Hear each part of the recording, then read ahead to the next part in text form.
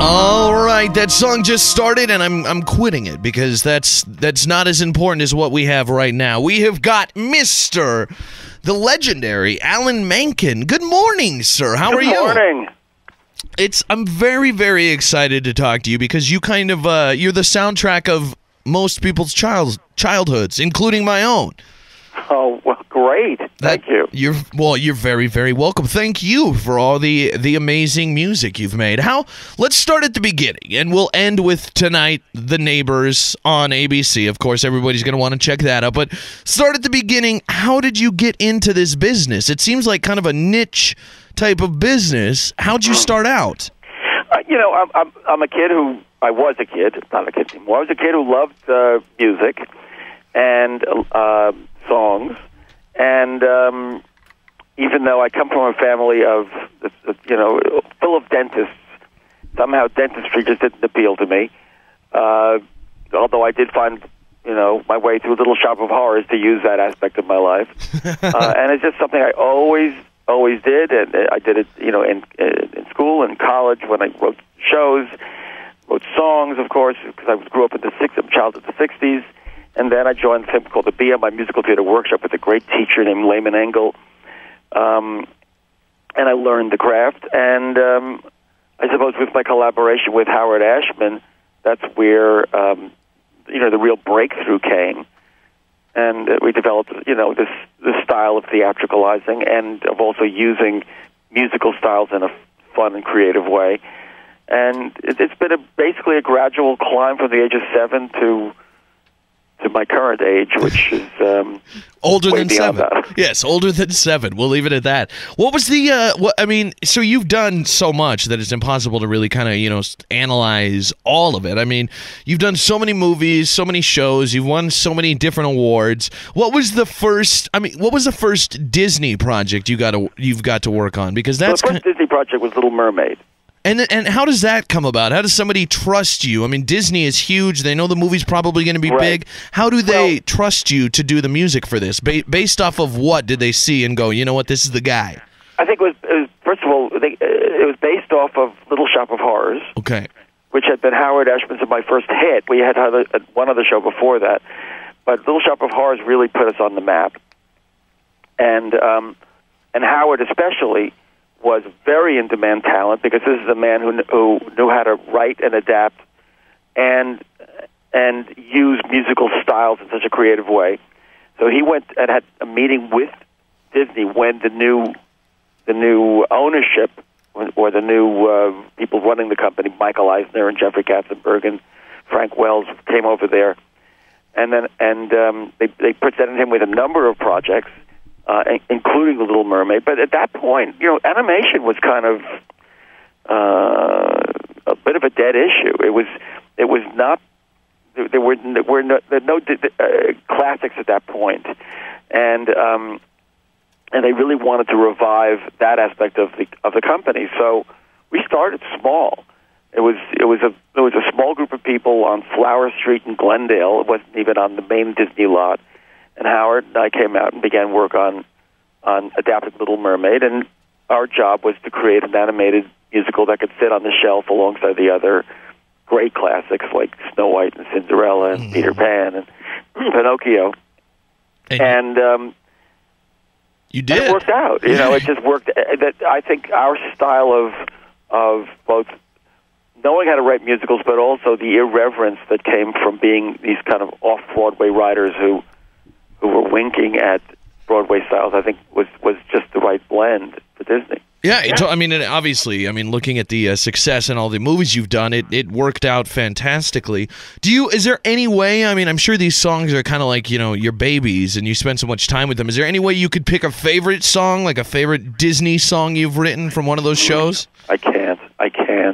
I know. I get asked that question, but it really is impossible. You know what?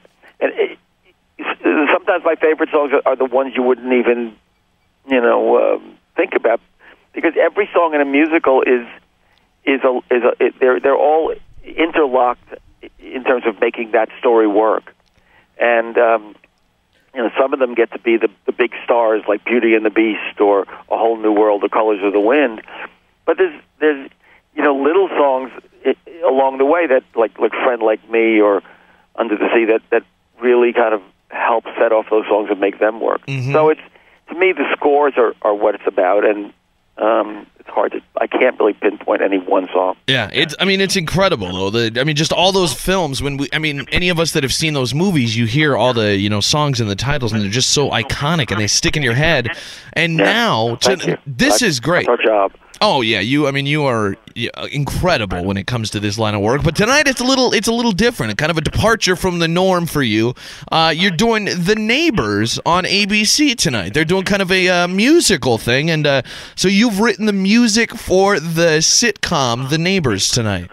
Well, I wrote the song. The premise of the premise of The Neighbors is that this couple moves to this perfect condominium community, except the neighbors are a little strange, and they find that actually the neighbors are aliens in human form and don't know much about this planet, but they're sort of delightfully naive, wonderful, quote-unquote people, but not really people. And it was created by Dan Fogelman, who was the book writer for Tangled.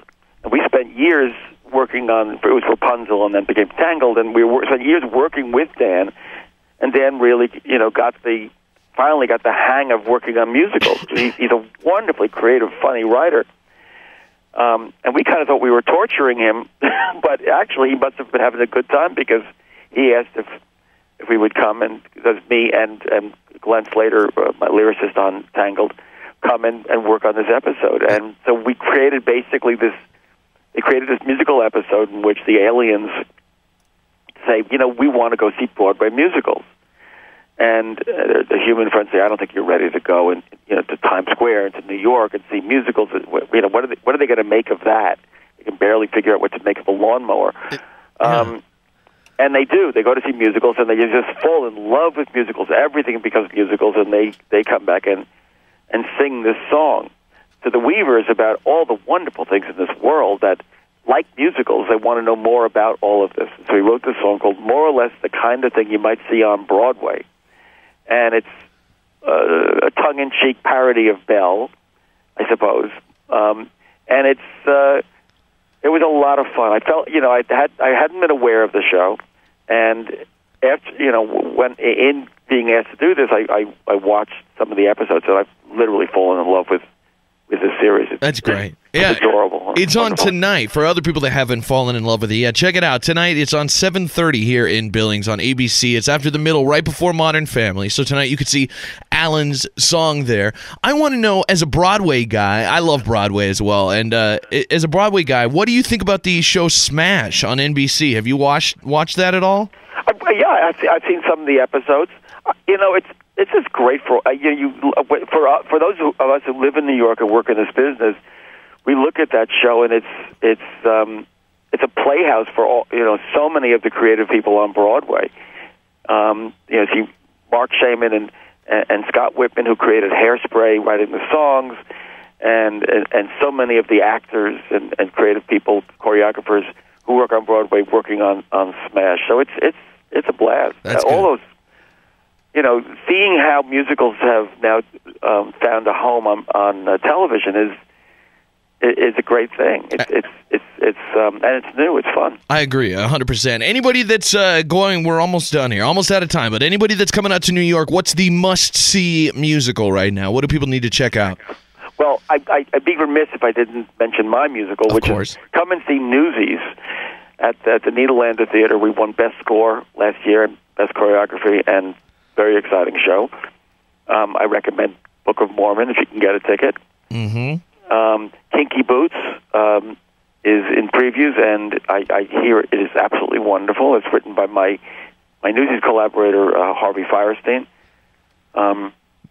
Staying down, there's lots of things to say. Exactly. It sounds like plenty of it. Well, you can check out Alan's work without going to Broadway tonight. Just turn on your TV to ABC on The Neighbors and hear his work there. But also, I'm sure we've got much more from you and many more awards to add to your huge shelf of awards. Alan Menken, it's been a pleasure talking to you. Thank you so much for taking the time, and keep up the good work. I appreciate it. Thank you. All right. Good to talk to you. The Big J Show. Weekday mornings from 6 till 10 on Billings' #1 hit music station, Hot 101.9.